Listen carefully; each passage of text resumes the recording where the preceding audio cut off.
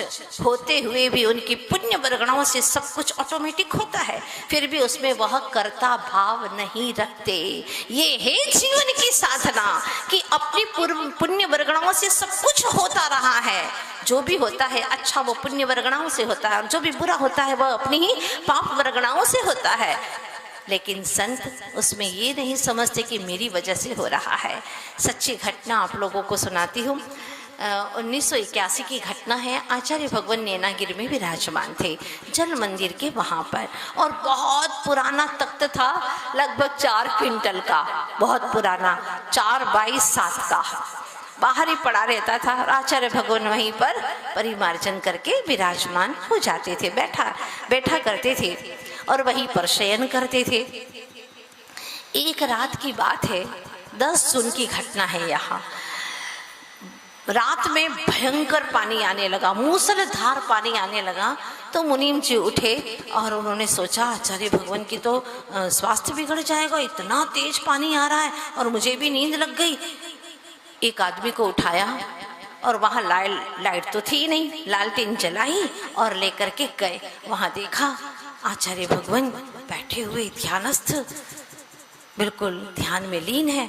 तो उनको छू करके कहीं रख भी नहीं सकते। आचार्य भगवान है, किसकी हिम्मत जो उनको छू करके उठाए, किसी की हिम्मत नहीं है। सोचा क्या करें, कुछ नहीं, उठाओ तख्त पकड़ो। और उन्होंने भक्तिवश, आचार्य भगवान ध्यान में विराजमान है, और भक्तिवश उन्होंने तख्त को उठाया। एक हाथ उसने इधर से, एक हाथ इसने, और तख्त को अंदर कर दिया।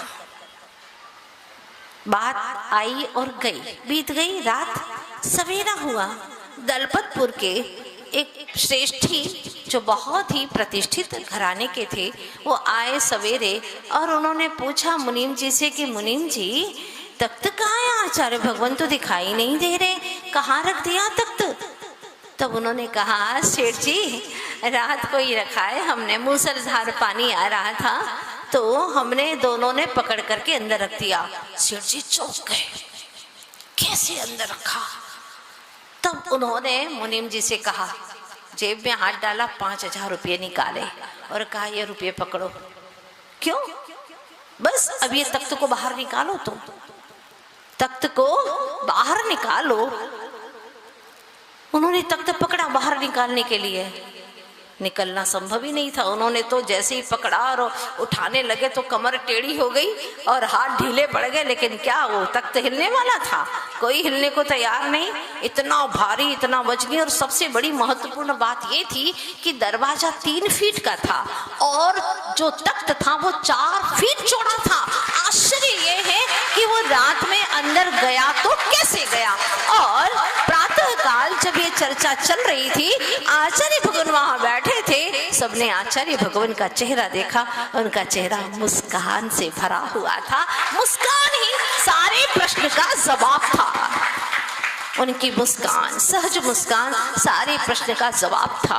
उनके जीवन में ऐसे कई चमत्कार होते रहे, लेकिन हमने आज तक आचार्य श्री जी के मुखारविंद से कोई चमत्कार नहीं सुना। उन्होंने कभी किसी को नहीं सुनाया। धन्य है गुरुवर जो चैतन्य चमत्कार भी जीते हैं। उन्हें बाहरी चमत्कार न सुनाने की तमन्ना होती है और नहीं अपनी प्रशंसा करने की इच्छा होती है। कोई करे तो अपने कान को बंद कर देते हैं और कहते हैं ये चर्चा यहाँ मत करो। वाह, ऐसे संत के जीवन की कोई चर्या को समझे न समझे, लेकिन केवल ज्ञानी के ज्ञान में जरूर उनकी चर्या आती है, जिन्होंने अपने जीवन को सुखदमय, शांतमय, अध्यात्ममय बनाने के लिए जिनेंद्र भगवान की आज्ञा पर अनवरत चलते रहे।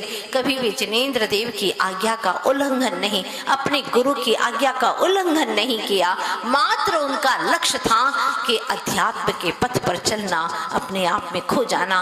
और अपने जीवन से जीवों का कल्याण होता है तो जरूर वह होता रहे, वो बाहर में कल्याण भी होता रहा। जन जन का कल्याण होता रहा, लाखों लाखों जीवों का कल्याण होता रहा, लेकिन कभी भी उन्होंने प्रशंसा नहीं चाही। कर्तृत्व बुद्धि से कोसों दूर रहने वाले ऐसे गुरुदेव के चरणों में प्रणाम करते हैं और यही भावना करते हैं कि हे गुरुवर, जैसे आपने ब्रह्म की उपासना के लिए जीवन जिया, ये भव्य जीव भी भ्रम को तोड़े, भ्रम की खूंटी उनकी टूटे और सारे विषय वासनाओं की रस्सियां टूटे और यह स्वयं अपने सतपथ पर चलते चले जाए। यही भावना है।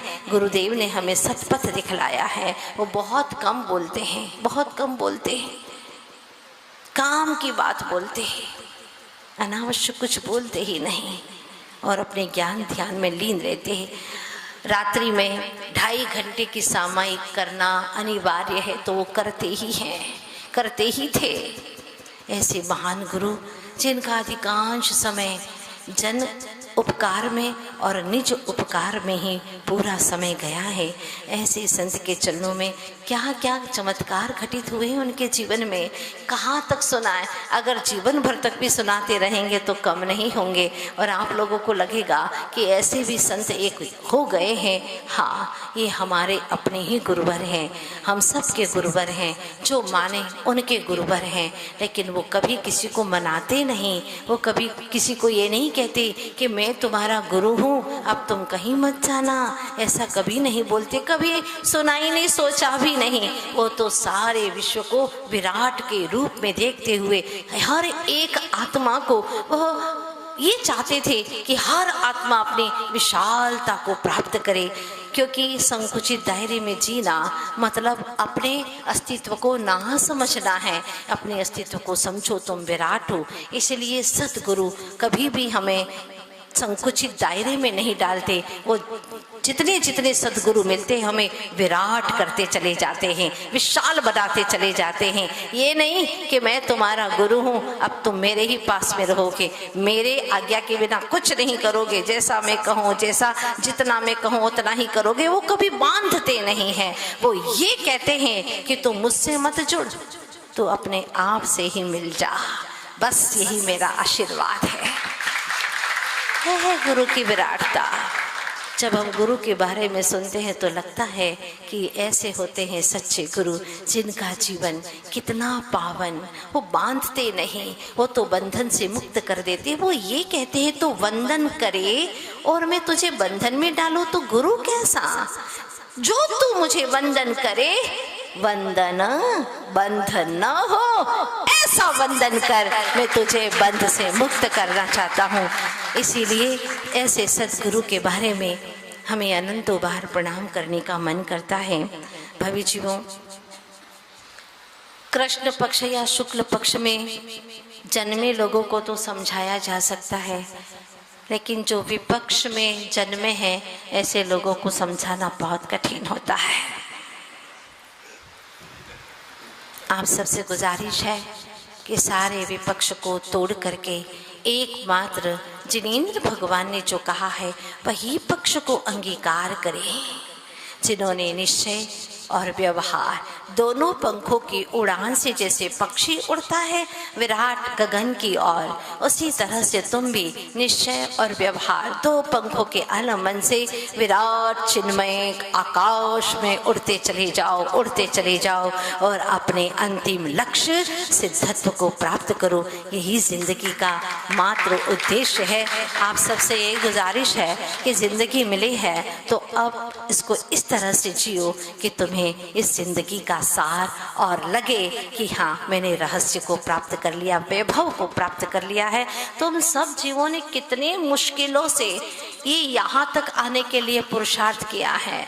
अब इतनी ही गुजारिश है मेरी आप सभी से, एक दिन भेजी मगर तू ताज बन करे जी, कल न बने तो जिंदगी का आज बन करे जी। कल अच्छा करूँगा ऐसा नहीं, आज से ही करूँगा, आज से ही सतपथ पर चलूँगा, आज से ही व्रतों को अंगीकार करूँगा, आज से ही स्वाध्याय शुरू करूँगा, आज से ही नियम संकल्प को ग्रहण करूँगा।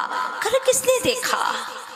हर अच्छा अच्छा काम आज से करना, हर बुरा काम कल पर छोड़ देना, बस यही जिंदगी है।